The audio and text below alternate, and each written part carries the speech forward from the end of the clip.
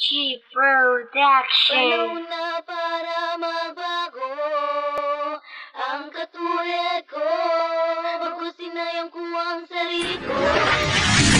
Music Entertainment.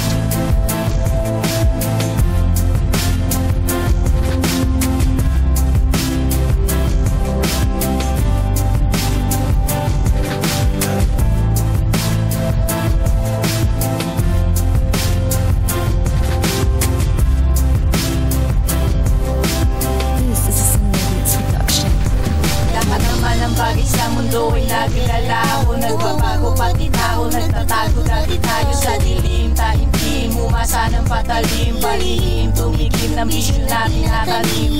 Apoy humahalik sa nakarol yung gulay, puso kang patubay at patunay sa buhay. Na mali ang dinaanan ng sundan ng amoy, ng sunog ng dahon at patuloy doon tumuloy. Hanggang sa nakita ko ang liwanag sa tahanan ng Panginoon, nagsimula ang pagtahanan sa mata na mayroong pagsisisi. Sa huli na pili, baguhin ang sarili. Pinasok ko ang kwartong, dingding lang ang pagitan. Boses lang naririnig, kami rin nagpalitan. Ang salita sa akin, puro kasalanan. Ang sinabi sa kanya'y pagpapatawad at pag-ibig ang nag-aali. Panahon na para magbago ang katulad ko. Magkusinayan ko ang sarili ko sa mga nagawa kong kamalian at nariyang pumasok sa isip ko. Kaya ngayon inadang magbabago sa sarili ko ito. Magbabago na po ako. Sa paglipas ng panahon, naisipan ko na rin na magbago na ngayon. Kakalimutan na ang buhay na meron ako noon. Tatalikod sa masama na nagawa pa nung kahapon. At muli itatama ang mali, isasama sa mali. Libing na nakagawi ang pagkakamali. Aking pagkukunwari na malinis ang budhi, ngunit peke mga ngiti. Dahil sa nakaraan na ayaw ng balikan, yayakapin na ngayon at aking pangahalikan. Pasasalamat sa taas na ako'y pinagbigyan na magbago muli, kasamaan ay talikan. Isa lang ang buhay na sa atin pinagkaloob. Huwag ka na maghintay na baka merong kasunod. Iwasan ang lahat ng maaari mong ikalugod. Gawin natin ang sa kaniya ay makakalugod. Panahon na para magbago ang katulad ko. Magkusinayan ko ang sarili ko sa mga nagawa kong kamalian at nariyang pumasok sa isip ko. Kaya ngayon inadang magbabago sa sarili ko ito.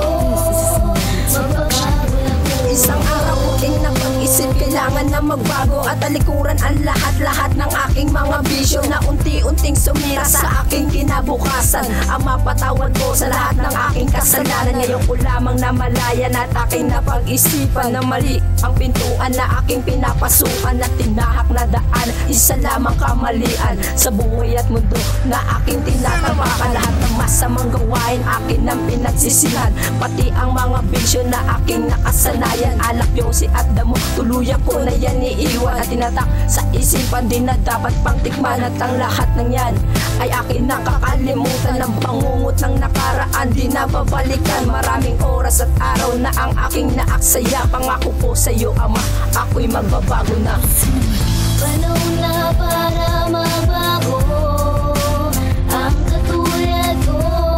Magkusinayan ko ang sarili ko sa mga nagawa kong kamalian at nariyang pumasok sa isip ko. Kaya ngayon inadang magbabago sa sarili ko ito. Magbabago na po.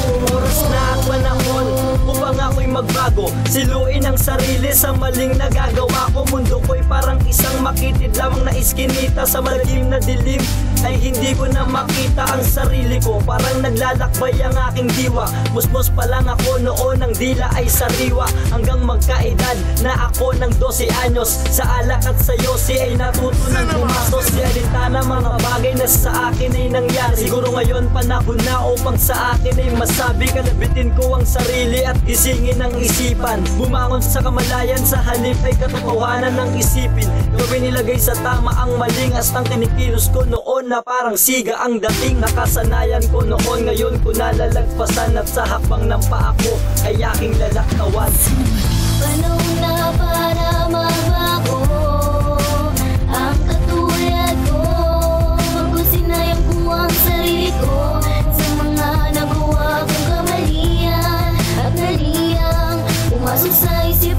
Kaya ngayon inadang magbabago sa sarili ko ito. Magbabago na po. Sa nagdaan na panahon, ako ay nanghihinayang. Ako'y nagpapaya at ang oras ay sinayang. Aking napag-isipan at aking namalayan. Ako'y lumulubog sa lupang tinatapakan. Pipilitin kong takasan ang aking pinasukan na lugar kung saan ako ay nahihirapan. Labasan ang mga malabitukan na daanan. Magtiwala sa sarili, di ako bibitawan. Ng ama na pag-isip-isip na dapat nang magbago. Tatalikuran ang lahat, pati ang mga bisyo, mga masamang gawain na nakahiligan. Pipilitin alisin kung anong nakasanayan. Alam kong di madali ang aking gagawin, mapait na naranasan. Ayoko nang ulitin, bawat oras ay ginto. Ayoko nang sayangin, nako ay pumikit sabay dasal ng ama namin. Walang